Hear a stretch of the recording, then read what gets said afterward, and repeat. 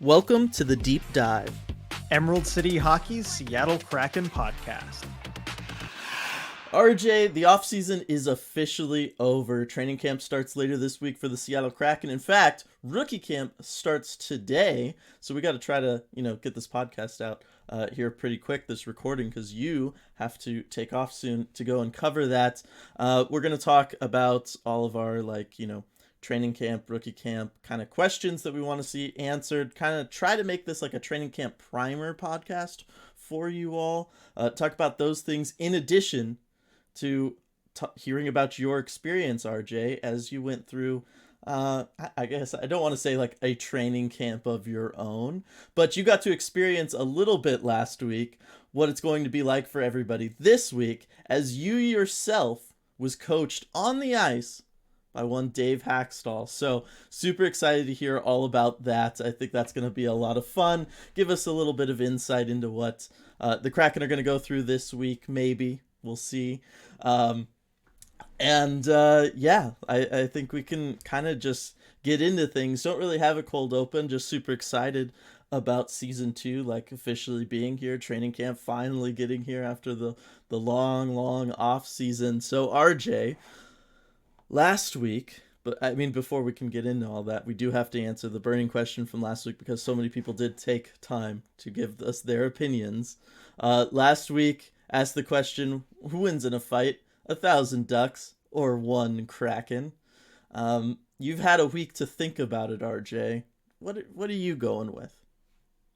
I have to back the Kraken here. I've thought about it. I've examined the different scenarios. I have to go with the Kraken here, and I can get into my reasoning a little bit more. I feel like you might disagree, but the Kraken, first of all, ground rules, we're assuming this fight happens in the water, because if not, it's not much of a conversation. Yes. It's in some deep water. It's in the Kraken's habitat. Yeah. I feel like it has to happen in a plane in which both can reasonably exist in order for it to be considered a fair fight. Yeah.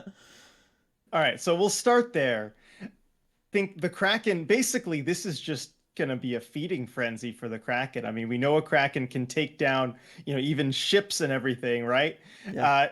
It can just grab the ducks in the same way. And it's a good thing that there's going to be 1,000 ducks. It's just lots of food for the Kraken. You can kind of grab it with the tentacles, just take them down in different bites. Just, I guess, avoid choking on duck bills or whatever. That's the only danger you're really going to run into. The ducks just don't have the attacking power to kill the Kraken. Eventually, the Kraken will finish its meal. It might take a while, but I'm going to go with the Kraken. All right, so you and most people in the comment section did that. I will be the dissenting opinion. We'll get to why in a second. It's going to read off some of the comments we had on the last video, though. This is from T. McDermott. Regular ducks, I think the Kraken wins. It could just pick a duck one off at a time whenever it got hungry and could dive deeper than the ducks could go if a tentacle got sore from pecking. If they were mighty ducks, though. That is a good distinction. That is a different question. But unfortunately, they are just regular ducks. They are not mighty ducks. From Striatic, 1,000 ducks versus a Kraken. No question, it's the supernatural horror that is the Kraken. That's like a light lunch for a Kraken. 1,000 sharks or orcas. Now that's a true battle, but 1,000 ducks is a joke. All right. Ty Jacobs. While ducks do have some defense, they lack any real offense below the surface other than a small bite. Some have teeth, but we're talking about a cryptozoological opponent here. The Kraken legend speaks of smashing large ships with a single tentacle and or dragging them to the depths. Simply put, the ducks will need air as they're hauled down to the bottom of the ocean. Either you crush said ducks in a massive slap or you simply haul them down one by one and let them experience the demise of their raft.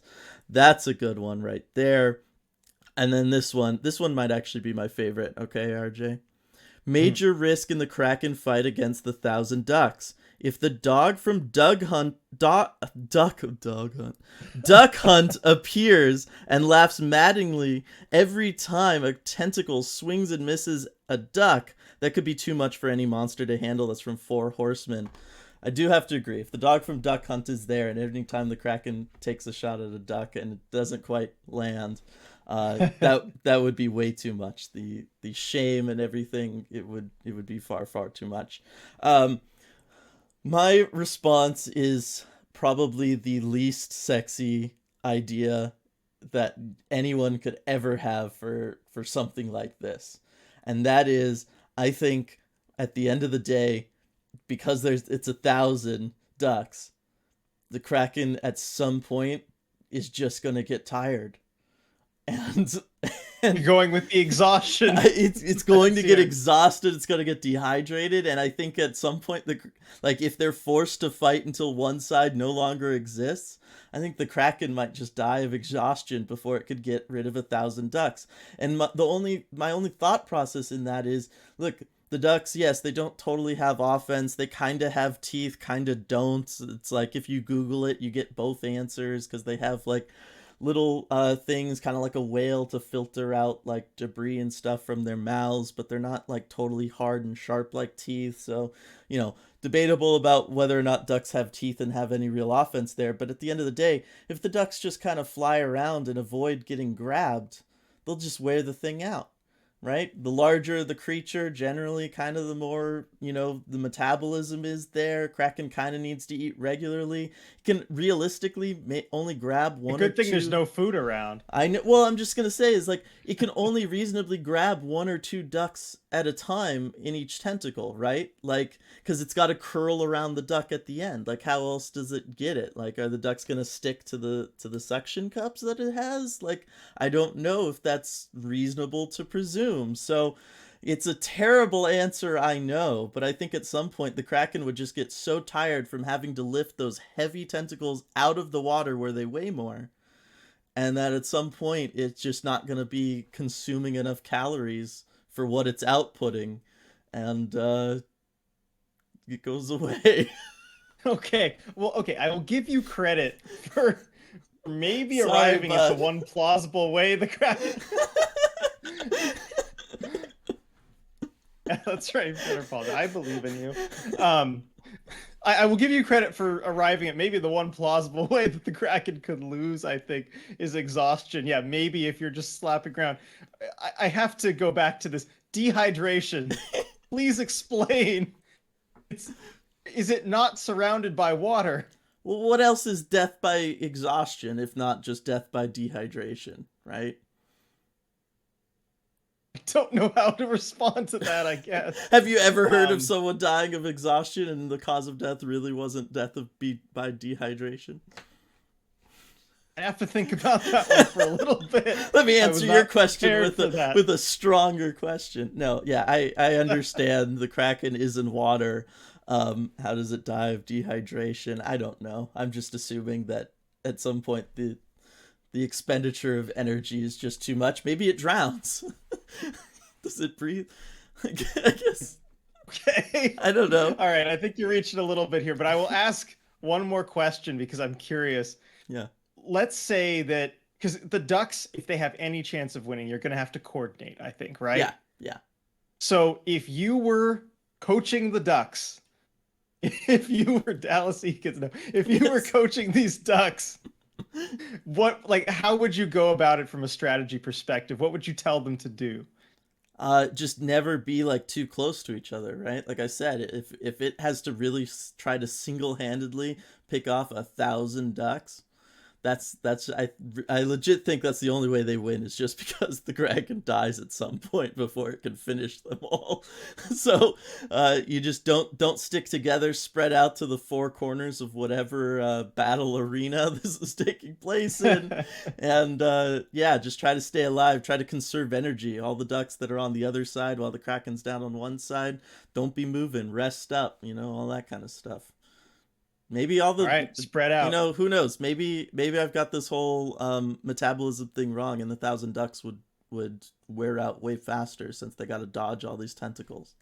They might all die of dehydration first. Who knows? Here you go. All right. Got our question for next week. Let us know who dies of dehydration first, a Kraken or a duck. And someone in the comments, please explain to Dylan how like hydration for sea creatures works. How they can get their water from the water surrounding them. I'm just saying. I mean, dehydration, the effects of it on the body. I got to think there's an equivalent for sea creatures. Fish, like anybody who's fished, right? Like if you're stuck in a really long battle, the fish can get so tired that it dies, like on the line, battling against it. Like that's totally legitimate thing. I've watched river monsters. I know.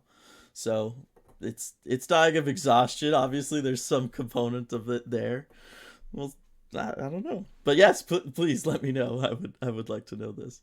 All right, so that was a interesting way to kick this off as we get ready for training camp and everything. Let's go ahead and go through all the extensive news that we also have to cover this week, RJ, before we can get into your experience being coached by Dave Hakstol. So what is our first bit of news here in our quick hits segment? Well, the Kraken have signed Daniel Sprong to a Eh, professional tryout agreement. So good to see the Flying Dutchman mhm. back. So he will participate in the Kraken's training camp. Uh, Real quick, for those who aren't familiar with what a professional tryout agreement is, because it is kind of a weird thing. It's basically a tryout. It's an audition. They're not signing him to a contract at all. Basically, you go to training camp, you stay there for the entirety of training camp, and if you impress enough, you can maybe earn an NHL contract. Maybe end up signing a two-way deal going to the AHL. But Daniel Sprong essentially is just going to audition for a Kraken roster spot. We'll see how he does. It'll be kind of a crowded roster to get onto, but they're going to give him a chance there, and he'll be participating during training camp. Yeah, everybody seems super excited about that on the Discord, on Twitter and stuff. Everybody's happy to have him back. I'm not too surprised by it. Obviously, didn't feel like it was. He showed enough last season to get a full roster spot, but like we know, he was all off season hanging out with like Matty Beniers and members of the Kraken. Like he was always popping up on everybody's Instagram feeds. So I'm not surprised that the team is going to bring him back in some capacity and give him that shot to make the team again. Yeah, I think it makes sense. It's a no risk move essentially. Exactly. And he seems well liked by everyone, as you mentioned. He's been going to all the events. Like he was at the UW game the other day with the Yeah. guys. I saw him on the rink, for their informal scrimmage. He's been around. Yeah, for sure. So that one's going to be a fun, as we talk about our like training camp storylines to watch later. That's certainly going to be one. I think for a lot of people. My only question though is, how's it going to do outside of springtime? That's true. Spring has not sprung yet. Yeah, exactly. Like, do we just need to kind of hold him in reserve for the tail end of the season? Let him come in fresh That might be the legs. way to go. Might be. We'll see. What else has been going on in the world of news stuff, RJ? So the Kraken also announced their training camp roster. So in addition to Daniel Sprong, we've got a whole bunch of other players that will be joining him and everyone for the Kraken's training camp. It's a fairly long list. You have kind of the names you would expect, everyone who's been signed on the roster. You also have some, invitees. Basically, they're not really signings, but people they're bringing along, and some people who will be participating in the Kraken's rookie camp starting today. But yeah, it's a long list. Let's take a look at some names here. Uh, we've got. Let's start with the rookie camp names because that's what we're going to see today. We got Matty Beniers, David Cotton, Jagger Furcus, David Goyette, Luke Henman, Kyle Jackson, Ty Cartier, Jacob Melanson, Ville Petman, Tucker Robertson, Shane Wright, uh, Riker Evans, Ty Nelson, Petro Sepala, and the one goalie at rookie camp, Callum Booth. So those are the 15 names attending rookie camp, and then you've got kind of everyone else on the roster you might expect. I do want to address a question that we've gotten a little bit since tweeting this roster out, putting it on social media. Why is Chris Drieger there on the roster? So he is still technically on the team roster. This is everyone who is on the Kraken, officially on the roster. So even though he probably won't be participating, almost surely will not be participating on the ice, he's still there because he's on the roster. This is before anyone will be put on IR. I doubt anyone will be on LTIR, but on injured reserve, everyone is still on the roster for now because there is no, real roster size limit here for training camp. Yeah, no, you can. That is the nice thing about it. Just kind of bring in everybody and get as many looks at everyone as you can. So I'm looking just so that we can kind of give everybody an idea of the schedule for training camp and when people can show up to maybe watch. Now, is training camp just like kind of open to the public, or is this just a RJ only affair? No, it is not an RJ only affair. Fortunately, for everyone involved, it is not an RJ only affair. Yeah. So rookie camp, which Mhm. is 2 days kind of ahead of training camp, is starts today, Monday, September 19th, and it is also tomorrow, Tuesday, September 20th. That is open to the public. You can go and watch there. So doors open at 10:45 a.m. and the on-ice session starts at 11:30 a.m. both days of rookie camp. So get out there if you can. And then training camp starts Thursday, September 22nd. Uh, right now, because the timing is subject to change. So Yes. always make sure you check in and see what the timing is because you never know for sure. There are 2 sessions per day generally in training camp. That's how it's going to work. So for the first day of training camp, doors open 8:55 a.m. and you've got session 1, which goes from 9:40 to 10:20 a.m. and then session 2, which goes from noon to 12:40 p.m. So you can kind of watch. I think they split it up into team white and team Yeah. blue. You can watch whichever session you want. And those are the times for, I believe, the first 2 days. But make sure if you're planning on going, you check what the time is for that individual day. Um, and let's see. So Thursday, Friday, and the next Monday and Wednesday are going to be open to the public. Sunday and the next Tuesday are private events for season ticket holders and members of the depths only.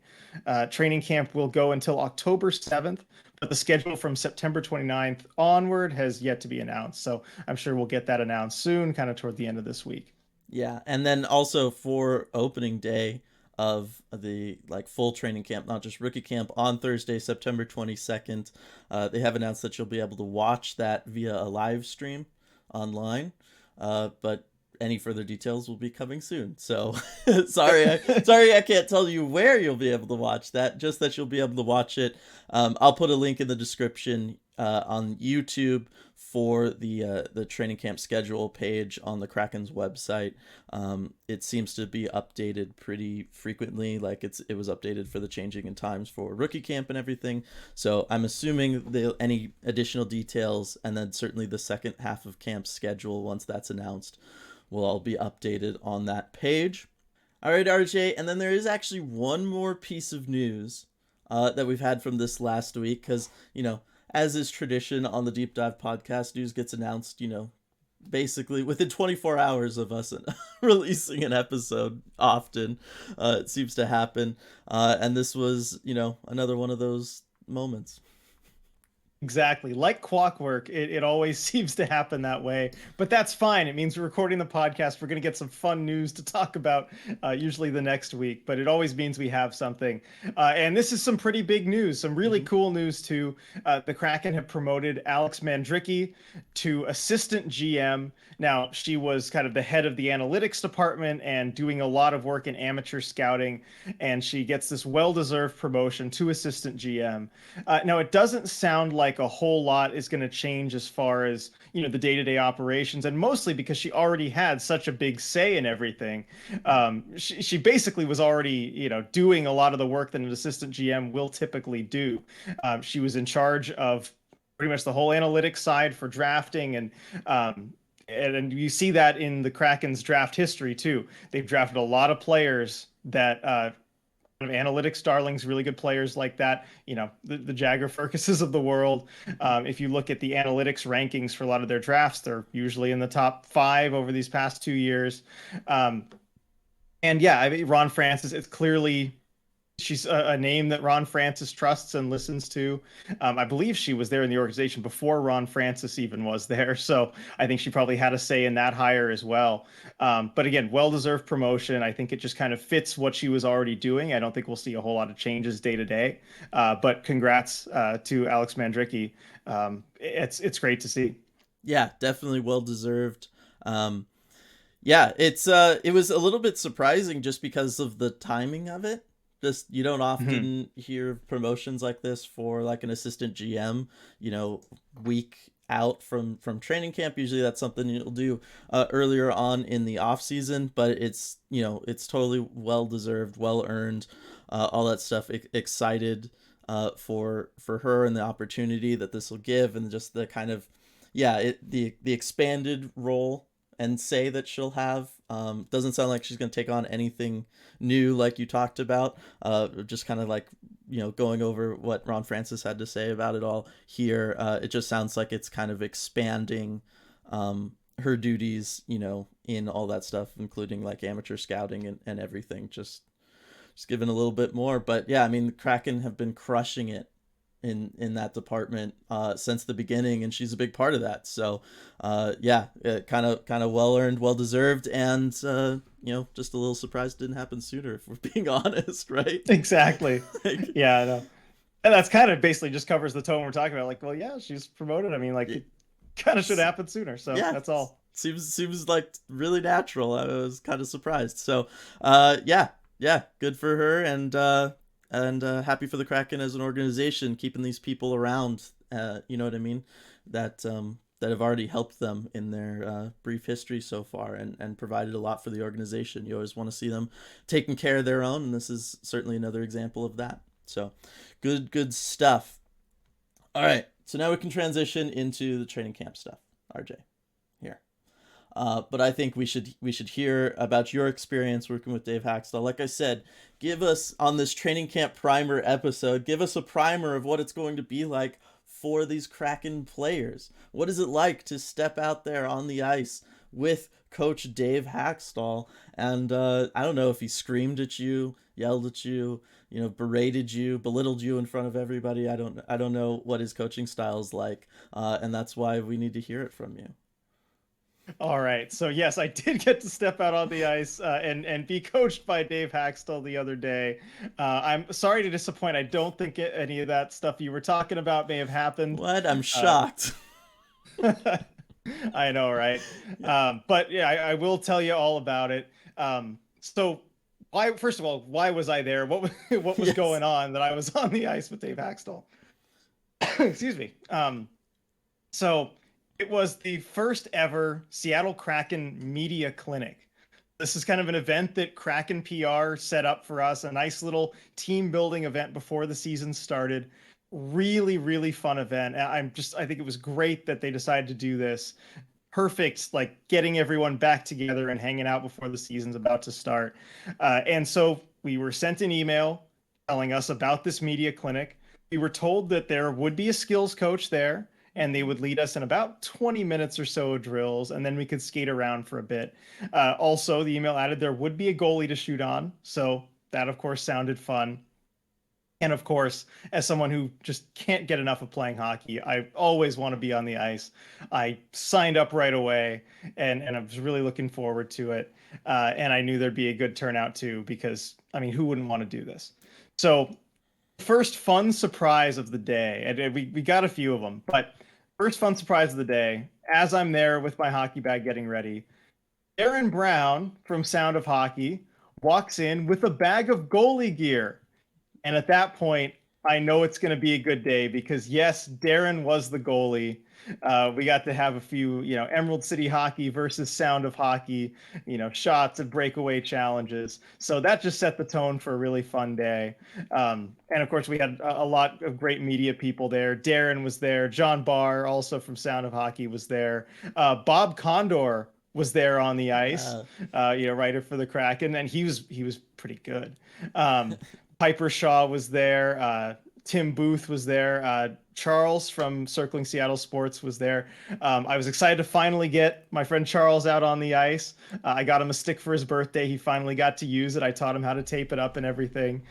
So that was fun before we even got out on the ice. Now, as we get on the ice, start skating around, warming up, in comes the big surprise. Dave Hakstol skates out on the ice and tells us all to take a knee at center. This was not in the email. Nobody told us he'd be there. Kraken PR just throwing the surprise at us, and everyone was thrilled. Like, whoa, look, okay, he's here. He's going to be our coach for the day. It was pretty awesome, and he was joined by skills coach Matt Lark and director of youth hockey Martin Halinka. So both of those guys professional hockey players as well. So we got a lot of great coaching talent out on the ice to help us out with our skills. And yeah, as fun as you would possibly imagine it to be. So we started out with some skating drills, just getting the skating strides down, working on our edges, working on the inside edges. Um, then we did a little stick handling. They were very adamant about keeping your head up while Hmm. stick handling. Now, with my roller hockey non-checking background, may have struggled with that one a little bit, but tried to keep my head up, just make eye contact with the coaches while stick handling. May have lost the puck a few times. And then we did some shooting drills on Darren. That was really fun. And then we skated around, did some breakaways on Darren. They had a little breakaway contest. So that was also a great time. Now, I know what you want to hear about, though. Dave Hakstol. How was he Hmm. as a coach? And he was nice. He was really funny too. That's the thing. Like, he'll make little comments and joke about things. He was saying we're gonna bag skate at the end of this. I was disappointed. There was no bag skate at the end, unfortunately. But he was making comments about the players we had on a breakaway. One of the media members kind of fell during a breakaway, but he got back up, stuck with it. And he's like, "Oh, I love the tenacity. He's sticking with it. Let's go." Someone asked him, "Hey, might we see him in the lineup next week?" He's like, "Well, let's give him a little bit more time." We'll take a look. Just those little kind of comments. He's just has that sense of humor in the way that he does. So that was great. But one thing I did notice is that Dave Hakstol, he's a great skills coach. That's the thing. He would kind of focus on the people who needed just that little bit more help. He didn't really talk much, to the experienced hockey players. He's like, okay, yeah, you got that down. But he would really zero in on the people who were newer, kind of Hmm. first time players. There were some even that didn't have gloves. That just they didn't have gloves. They didn't have them to bring them. So he made sure that they got gloves. He's like, here, let's get you some gloves. And he talked to whoever in the back and had them go get them some gloves. So he really kind of took care of the people who, needed that help a little bit more. Yeah, no, I'm really happy, obviously, that you got to experience all that. I'm super jealous, everything, right? Just being able to go there and kind of play with everybody and stuff. Like, obviously, that's an amazing opportunity and whatnot. But yes, I'm really happy that you were there to experience that with Dave, just because we know from last season covering the team, he can be like a really fun guy to be around and a really nice guy, and all of that stuff, and he's pretty funny, and it was just the unfortunate circumstances around most of last season as the team was struggling that we didn't get that Dave too often. You know what I mean? And so, Mhm. really happy that you got to be there for that, and that you get to share that with everybody. Those little things that he does, and what a great guy that he is. Just because over the in the middle of the season, right? Everybody's got their job to do. You're there to cover him. He's there to coach the team, and be contractually required to talk to you like everybody is, right? Like Yeah. nobody wants to deal with the media in the middle of a season or anything like that. But it's just one of those things where especially in a season that can be pretty accurately described as brutal. There's just not a lot of opportunities for those fun interactions and fun things, like there is right now, kind of before training camp starts, before everybody's really dialed in and everybody has their job to do. To be able to have an event like this where he gets to interact with you guys in the media, I think is very important for everybody. And like I said, I'm just happy that you get to report that now to everybody, and all of the fans, all the Kraken fans in the community get to hear it. Exactly. And it's something that I did mention a little bit last season, because when you do see Dave behind the scenes, like uh he's someone that's so easy to root for. Yeah. As tough as last season was, and we both kind of had our criticisms of the various Hmm. things on the ice and all of that. But seeing him behind the scenes, he's absolutely someone you want to see succeed. And I mean, this even reinforced that so much more. Like, he didn't have to even be there. Like, Yeah. no one expected him to be there, but he took the time out of his day, and you better believe he's really busy, a few days before training camp's about to start, to do this and to build relationships with the media, Hmm. and to just create this really fun experience for all of us. It would not have been to the same level of enjoyment if he wasn't there. And not only did he, go through the skills and do all that stuff on the ice, he stuck around on the ice afterward and talked to everyone who wanted to talk with him. He even went back up. We had they had a meal prepared for us. Kraken PR always takes great care of us. They had a meal prepared for us up in the 32 Bar and Grill. And Dave stopped by and chatted with everyone at the table for another solid half hour before leaving. So really just taking the time to do that and to make us all feel appreciated and kind of set that tone before the season. He's someone who's really easy to root for. Now, before we finish talking about this, I have to give the little scouting report here on Darren Brown, the goalie, Right. because I had been curious about this too. So if anyone from Sound of Hockey might be listening to this, I feel like you might be. I've been curious about like what it would be like to shoot on Darren Brown. I'm sure if you listen to this podcast, I bet you've probably listened to Sound of Hockey's podcast too. A lot of people probably fans of both. So if any of you guys are wondering, he is a very good goalie. I will say that much. The glove hand, I could not beat him glove side. As much as I tried, I couldn't beat him glove side, and he made some great saves with the glove hand. Eiffel could use a little work, maybe. It's one of the tough spots for goalies. I got to give equal measures of good and bad, like you do in your scouting reports. Yep. But he's a great goalie. The mask game, just amazing, as you would expect. Darren Brown of Goalie Gear Corner. He's got his goalie gear on point. The pads, the glove, the blocker, all matching, and then the mask. It's really cool. I even took a few pictures. One side New York City, the other side Seattle, with the NHL, the Seattle crest, kind of bringing it all together, and the crap weasel along the forehead to tie everything together. It's a great mask, as you would expect from Darren. Yeah, no, that's I got to imagine that was, might have been the highlight for you, getting to go up against him and figure that stuff out. And I'm sure there's going to be lots of fun banter between the two of you related to this for a good little bit. Oh, for sure. Yeah, no, definitely. I think, we both had our moments there, as far as good plays and everything. He stopped me in the breakaway contest, which that's the one I wanted the most. Yeah. Because I was trying to do the little Forsberg one-hand move out to the side, and I just ran out of room. But he had me pretty good there. Yeah, no, super exciting. Love to get that opportunity at some point, maybe later down the road. See if we can make that happen. Yep. Nudge, nudge, wink, wink. We'll see if we can make that Come on, happen. guys, let's do it. Yeah, really. If you'll face RJ, you got nothing to be afraid of with me. Fair enough. I get, that's probably our best route to take when it comes to all of that. All right, training camp storylines. There's a handful that I feel like just really everybody's in pretty solid agreement on as far as what we're looking forward to in training camp, what questions we want answered. And I think a good place to start is just with Shane Wright. What's Shane Wright going to look like? And obviously towards the end of training camp, is he going to be on the team, right? Or is he going to be sent back to the OHL?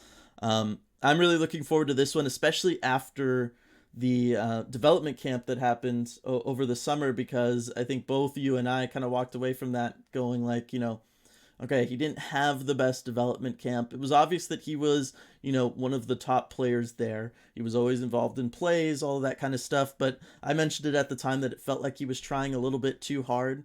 There was just times where the puck would just kind of, he'd make a move and, maybe forget the puck. Or a pass would just be a little off because he was trying too hard to look off a defender or something. You know what I mean? And it was just that he was trying a little bit too hard in kind of all facets of the game, except for defense, where it was clear that's just what he's a natural at. Right, getting back and defending rushes. There was plenty of times where there'd be a breakaway going the other way. He was able to not only get back, but completely disrupt what that player wanted to do in a way that would not draw a penalty. Right, like it is so hard to skate somebody down from behind who's on a breakaway, get your stick around, stick lift, disrupt their ability to play the puck without, reaching around, without hooking them, without doing any of those things. But it was clear that Shane Wright knows how to do that stuff. His defensive game was on point. So I'm really intrigued to see how Shane Wright looks in a situation where he doesn't need to try to be the big fish in the little pond. He just needs to be the little fish in the big pond and absorb as much information from the coaching staff and all of the veteran players as possible and kind of find his place with this Seattle Kraken roster. For me, that is just something I am so looking forward to figuring out over the course of this training camp. Exactly. And it's one of the top storylines in camp, probably the top storyline. I am just eager to see how he's going to perform on the ice when he's not a few days removed from one of the craziest whirlwinds probably of his life. I Yeah. mean, I don't know how he was able to even focus on the ice just a few days after that draft and how everything happened there. I'm sure it was one of the last things he saw coming. We kind of laughed at the notion of him falling to Seattle at 4 before the draft. Imagine having to live it. We've seen that that draft documentary that they put out. I mean, it completely caught him by surprise. And then to immediately have to fly out to Seattle, get on the ice and play some good hockey, like that's a tough thing to do. And I think we'll see a Shane Wright that's more himself in training camp. And I'm looking forward to seeing that starting today in rookie camp. That's going to be the number one thing I'm looking out for. Now, it leads to the question, does Shane Wright stick with the team? Does he stay with the Kraken all season? Because that's going to determine a lot of what happens for his development, how this season goes, all of that. Now, listening to how the organization and people in the org talk about him, Ron Francis especially, it sounds like they are hoping that he will stick on the team. They're hoping he'll make the team. They're kind of planning that he will make the team, it sounds like, because they didn't go out and get a 3C. They are leaving that spot open for him. That is the plan. But at the end of the day, he's going to have to go out and earn it. So it's going to be a very important training camp for Shane Wright. Yeah, no, it does. It sounds like they're giving him every opportunity, but he has to seize those opportunities, right? They're gonna leave the door open for him. It's up to him to walk through the doorway. Doors greater than wheels. Throwback. You don't walk through the wheel. You don't walk through the wheel, right? Can you imagine? So yeah, that one's going to be really interesting to watch. I think the other one, just to kind of stick with rookie camp stuff, I think everybody, the other big question for rookie camp and training camp and everything that people would have is, Ryan Winterton. Didn't see his name on that roster, RJ. No, we didn't. And he also missed dev camp earlier this summer. I can ask about that for clarification once we get to talk to everyone, but I imagine that it's probably the same injury that kept him out of dev camp that's also keeping him out of training camp. And that, if so, is a really tough blow for Ryan Winterton. I mean, he has struggled to stay healthy since the Kraken, even before the Kraken drafted him, missed a whole junior season, has been dealing with injuries. The talent is absolutely there. But at a certain point, he's going to need to stay healthy in order to develop properly. Let's hope that it's just a kind of a short-term setback, or that, maybe his timeline's a little bit late, so it's best just to keep him at junior camp. Maybe that's the thinking there, especially because he's missed so much time in junior, over all this time. So let's hope that's what it is. But yeah, it is disappointing not to see Ryan Winterton's name on that roster. Yeah, I know everybody was looking forward to it because he had such a good year last year. Oh man, going all the way up through Memorial Cup and everything, like it was just such a fantastic season. I know everybody was super pumped to try to see him at Dev Camp. I got to assume everybody was pumped to see him here, and yeah, it's just an unfortunate reality of sports, right? Injury and all the stuff that goes along with it. So hopefully Ryan Winterton could get back out there as soon as possible, because I know a lot of Kraken fans really looking forward to seeing him. Sure. Looking ahead to actual training camp past rookie camp, some big questions there. I think another kind of universal question is just going to be, how does the new additions look, and who do they kind of gel with? Who do they find chemistry with? Talk about guys like Andre Burakovsky, Oliver Bjorkstrand, Justin Schultz. So obviously one of the things everybody wants to know coming out of training camp, what are the lines going to be? What's all that stuff going to look like? I think it's way too early to truly speculate on that. We already kind of have, right? Like on the website, we've got the projected lineup. We've done our best guess, but now is the time where we can actually see these guys step on the ice with Yanni Gord, Matty Beniers, Jordan Eberle, everybody on the team, and see who develops chemistry with whom, because that's going to be the ultimate deciding factor for it all. So, it's not so much. There's not really like a question I can ask you about it, RJ. It's just I want to see Bjorkstrand, I want to see Burakovsky, I want to see them out there with these guys. I think we're all eager to see what combinations the coaching staff tries Mm-hmm. and comes up with eventually as what they decide for the start of the season. But they're going to try a number of different things. That's something that's kind of clear through any training camp. We saw it last year a bunch because everybody was new. Yeah. But you're going to try a lot of different line combinations. What you see on day one of training camp is probably not what you're going to see on day 4 or 5 of training camp lines wise. But you start to see who builds chemistry with one another. And that's one of the really fun parts of going in person and getting to see how all the players interact with each other is that chemistry. We noticed it kind of between Jaden Schwartz and Jordan Eberle at the start of last season. Unfortunately, they weren't, able to stay healthy together Yeah. for very long. But you notice what usually pairs seem to get along well, and that's something that with and Andre Burakovsky, with an Oliver Bjorkstrand, who are they going to mesh with? That's a really big question as far as these new arrivals. And I'm interested to see what line combos they're going to go with. Who plays with Matty Beniers? That's going Mm-hmm. to be a huge question. Who do they try out there? Just lots of interesting things to look at. We've got the projected lineup on the website, and that's just kind of what we were projecting as of the free agent signings. But you remember, Dylan, when we were looking, Yeah. trying to figure out where it all went, there were so many moving pieces, Yeah. any of which we could have gone with. There were a lot of different permutations. We eventually just settled on that one, but so many other ways that they could line up.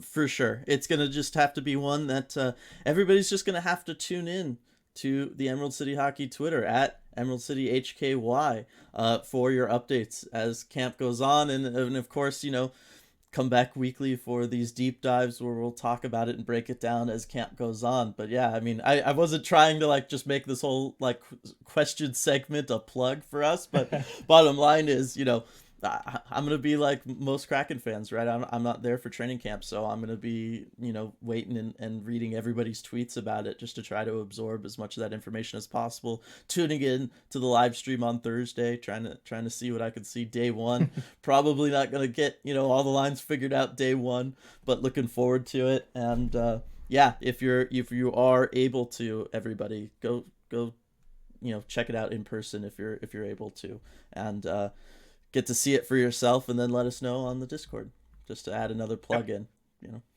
There you go. Let us know what you think.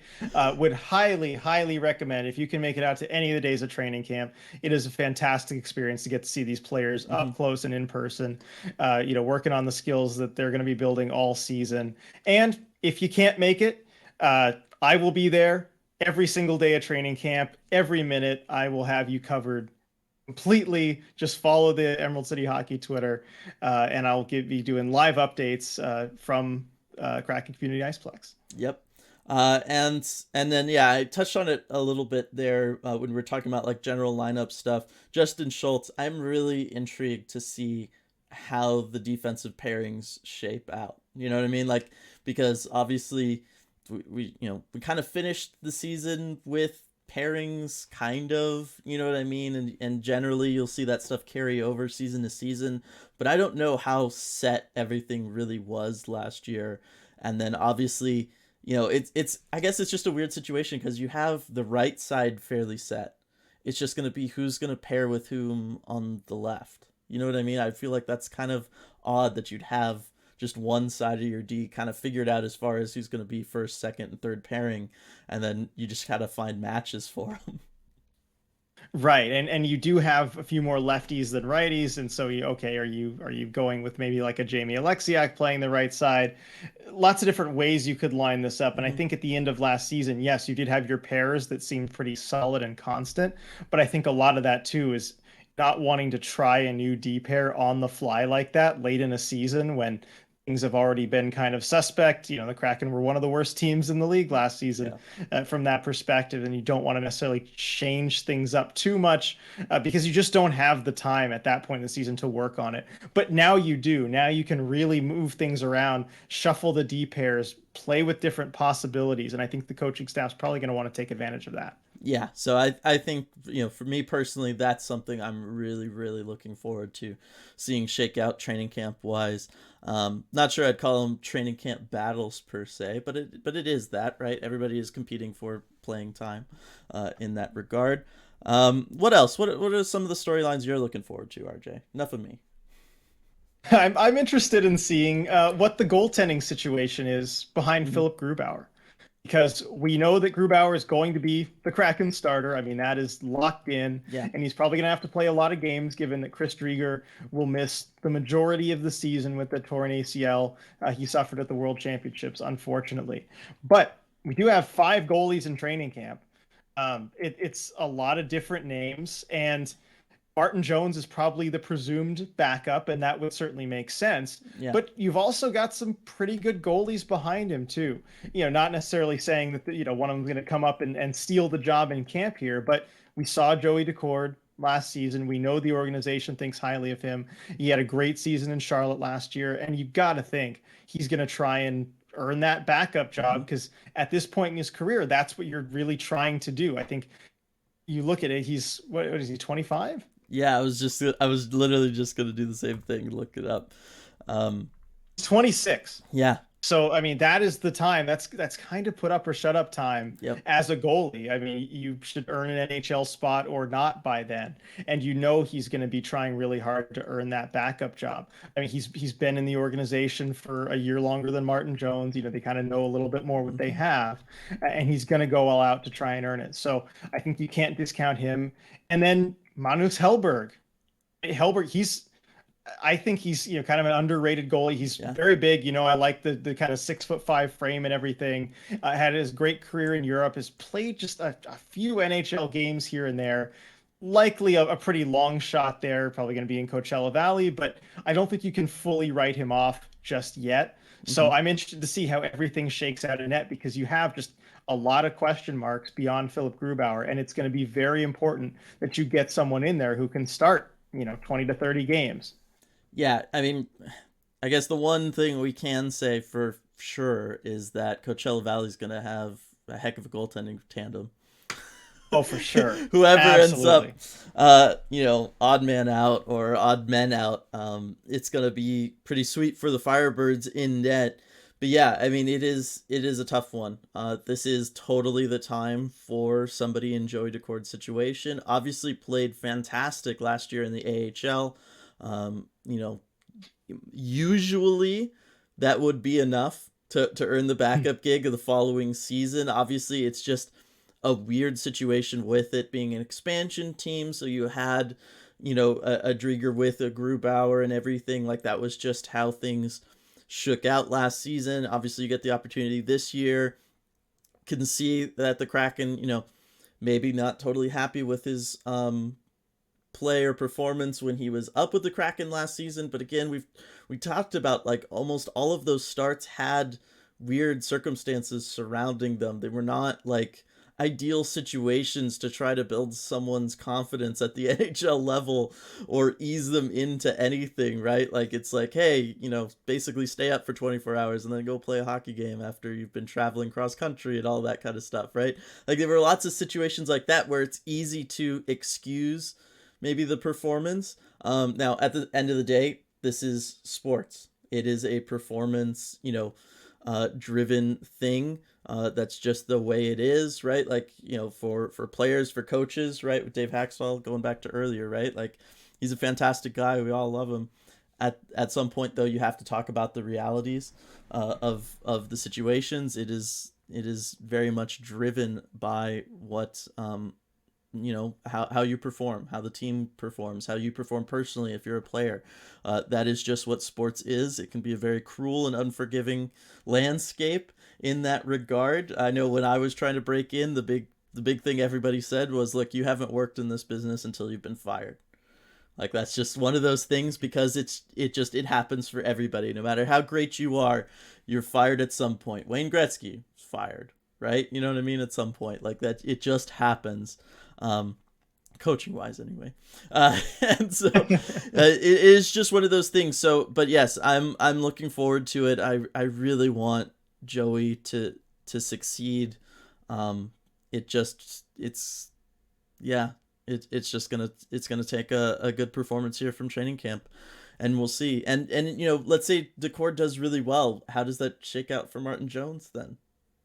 Do you know what I mean? Like, Right. It's tough because then, you brought him in, you sort of kind of agreeing to be the backup there. yeah, His cap hits a little bit more than you can bury in the minors. So, right, you have kind of that dead cap money as well. I think certainly the plan is for Jones to be the backup, but you want to give the right, core the chance to come up and earn that. And I think he will have that chance. yeah. So we'll keep our eyes focused on the net because especially in those preseason games, I Mm-hmm. think that could be the real audition there. Yeah, it's unfortunate where it's one of those, like, even if Decord looks pretty good in camp and everything, and in most circumstances would earn a spot, there are extenuating circumstances that might mean he doesn't get that spot just because of the realities of having Martin Jones there and the contract he signed and everything like that. So I just, throwing that out there, that is a possibility. There is definitely the possibility where Joey Decord looks very good, but it has to start the season in Coachella Valley because that's just how the organization is kind of set up at the moment,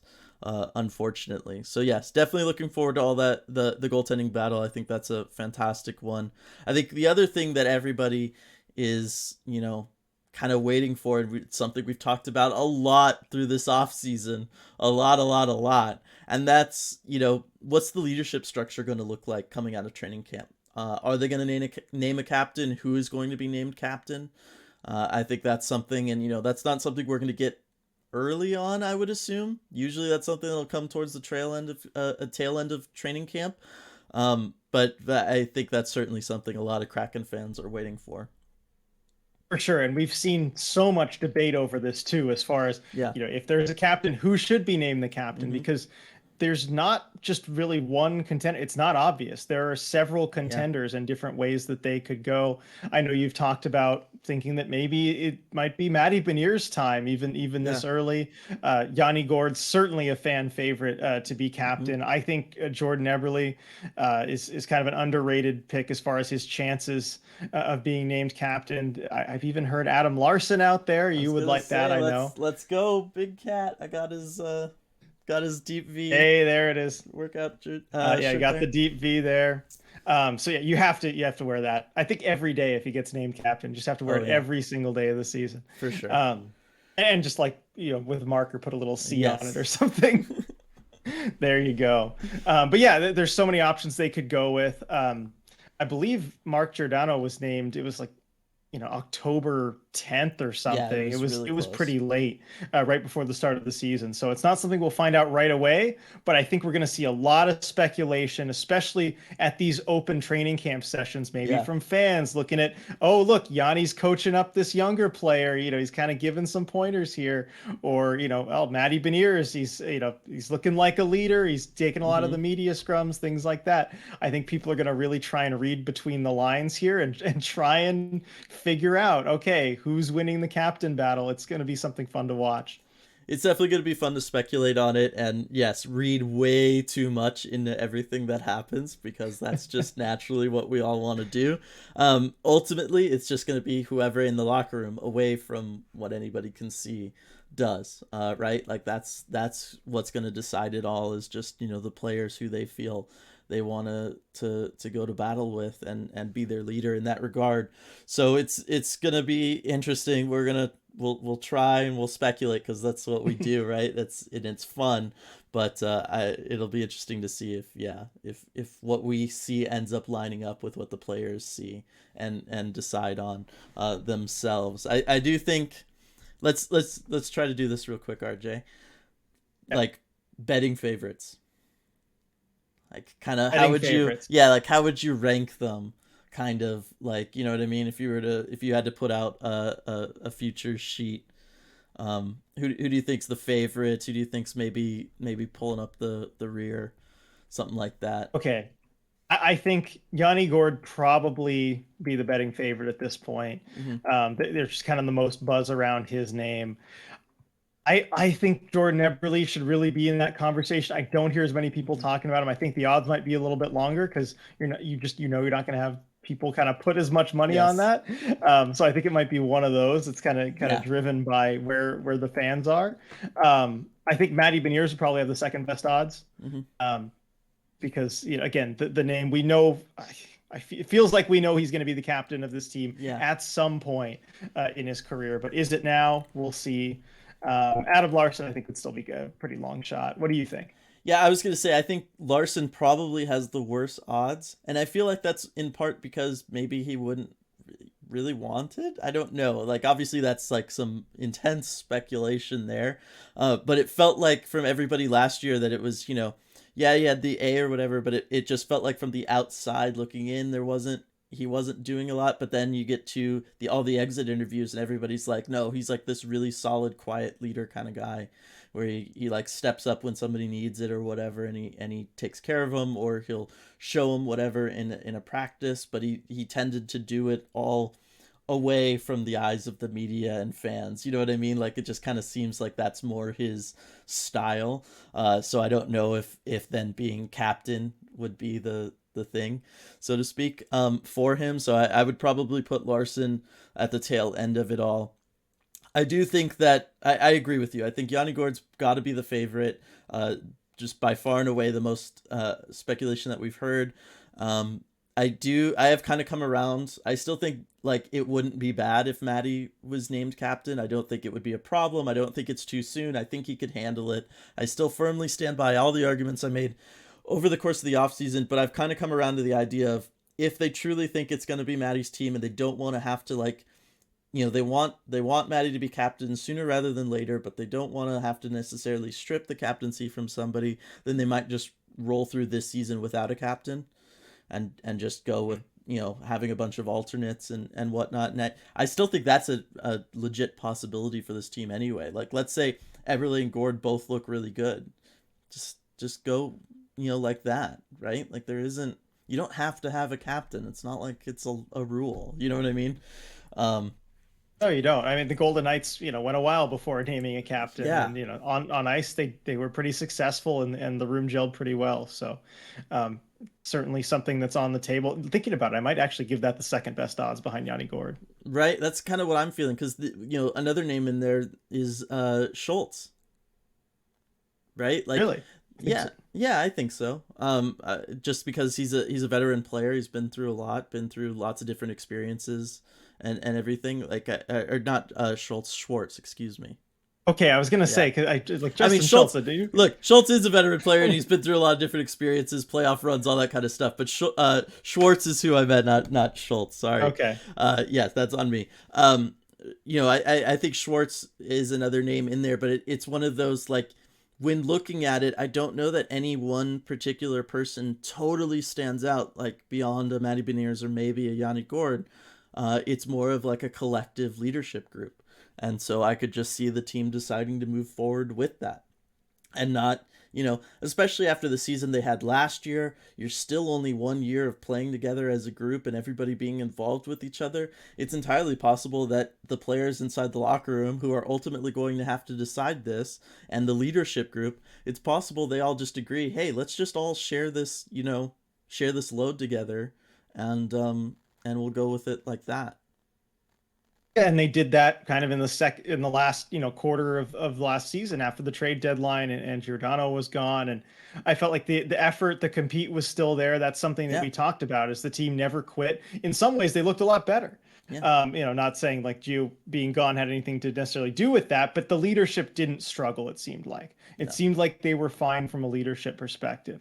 So I think they would be okay again without a captain. Yeah, I mean, it almost makes it easier, and really, in any locker room, at any point, anybody can stand up and just be like, "Okay, we got to get our, what together here and figure it out, right?" And anybody's capable of, during an intermission, going on a rant and firing everybody up or whatever. But I do think that that's one of those things that would be easier in a situation where you don't have one set captain, but you've got 4 or 5 alternates, where on any given night, any one of those guys can stand up and really kind of take charge of the locker room and take that mantle on and rally the team.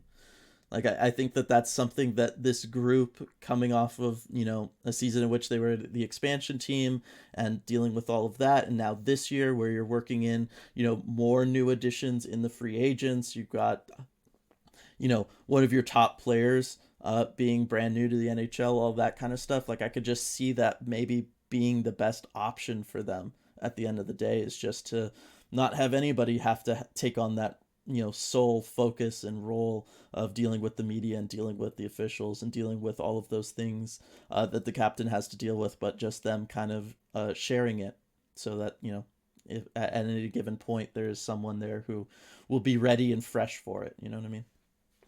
Yep, exactly. So I don't know what that'll look like if we try and read between the lines at training camp. Like, nobody's taking the mantle. Yeah, Yes.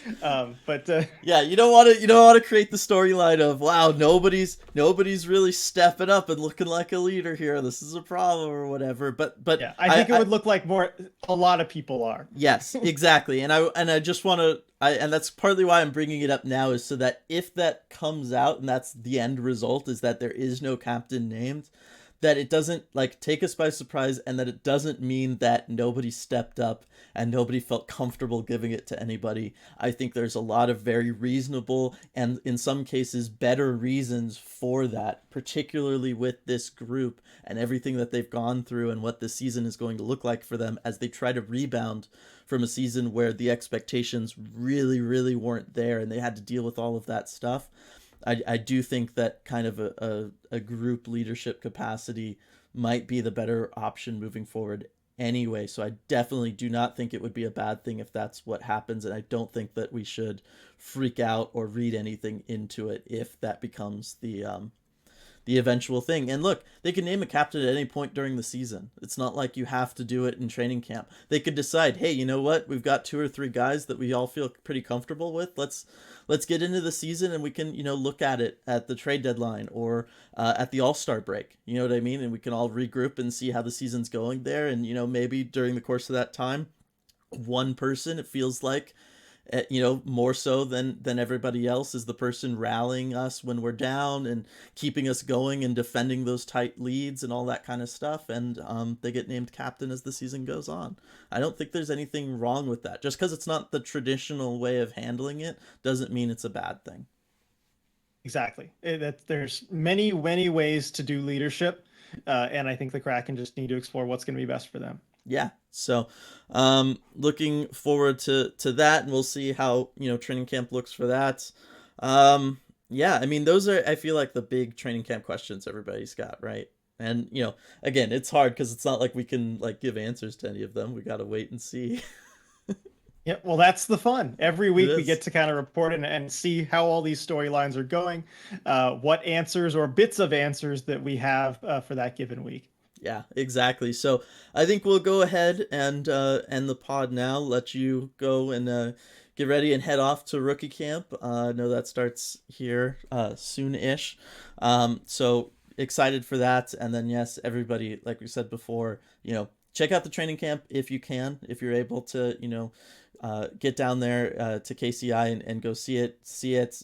Thursday is going to be that live stream. Again, just kind of keep checking the Kraken website for the details on that. Pay attention to their social media feeds and stuff. And then, of course, pay attention to our social media feeds. Like we said, on Twitter, at Emerald City HKY is where you can find us on Twitter. RJ will be tweeting up a storm. If last season training camp anything to go by, it's gonna be tweeting up a storm and gonna have lots of good stuff for us. And then we'll break it all down on next week's deep dive as we do. So really, really looking forward to it. Yep. And if you're there, come say hi. If you Mm-hmm. see me, come say hi. Like I've got ECH stickers Yep. and deep dive stickers and pins and stuff. Come say hi. You might get a little treat. And it's always just fun to meet you too, meet the listeners from our podcast and be able to kind of put a face to the name. I really do enjoy that. And especially at a fun environment like training camp, there's nothing better. So yeah, come say hi if you see me. And before we sign off, I got one more story, all right, that I remembered from the media thing, Dave Hakstol story. Yes, So let's go.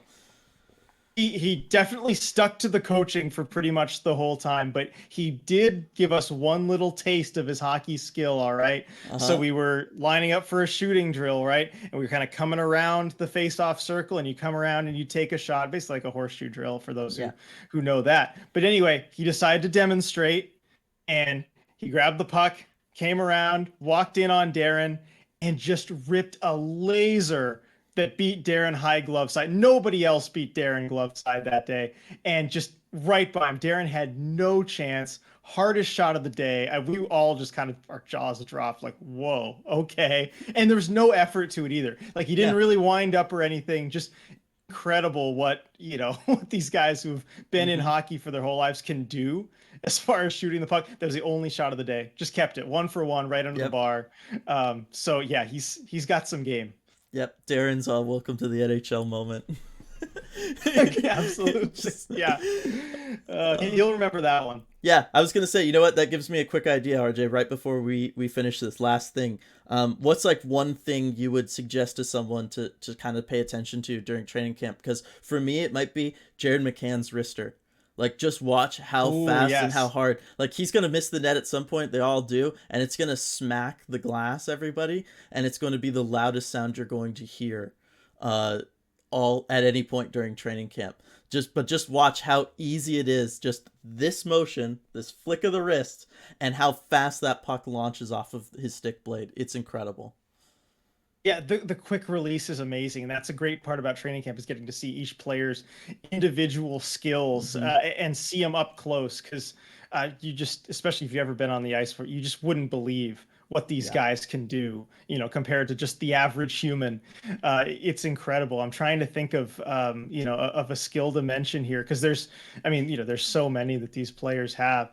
I would say also just look at look at guys stick handling and Yeah. stick handling, just how quickly they're able to move the puck around on their stick. And it's the kind of thing, if you've ever picked up a hockey stick and tried it, even with just like a tennis ball in your backyard or whatever, it's so easy for a puck or the ball just to get away from you. Hmm. And how they're able to just keep it on a string. And certain guys like Matty Beniers is definitely one to look at with that. Andre Burakovsky also, just seeing Hmm. him, I haven't seen him up close, but watching through that cup run, watch the stick hand and the way they're able to just control the puck at speed. Yeah. And anybody who's also tried like a regulation hockey puck on ice and stuff, like, it's heavier than you think it is. You know what I mean? Oh yeah, Like, it really it is. takes more force than you think to get it to move around and stuff. And so it just goes to show just how skilled and talented and strong all these guys are. It's really cool. So yeah, those are just some things to look forward to. Obviously everything is good. Dial in on some guys skating. It's absolutely like incredible, some of the stuff you'll see them do too. So yeah, it's just more reason to go and check it out if you can. To be able to see it in person and up close like that. It's really, really cool. But, and you know what? Let's make that the question for everybody. What are you looking forward to seeing in training camp? And because some training camp stuff will have already happened, let us know what you saw at training camp that really impressed you, something that stood out to you, a player that stood out to you, something like that. And we'll read those off for next time. That could kind of be our question to everybody for next week's pod. And RJ, you're gonna have to pull double time and cover it for us both. I'll watch the Yep, live will stream do. on Looking Thursday. We'll forward to see. it. But yeah. Glad to hear your takes. All right, awesome. Sounds good. Can't wait for this week. It's gonna be super, super fun, and we'll see everybody next time.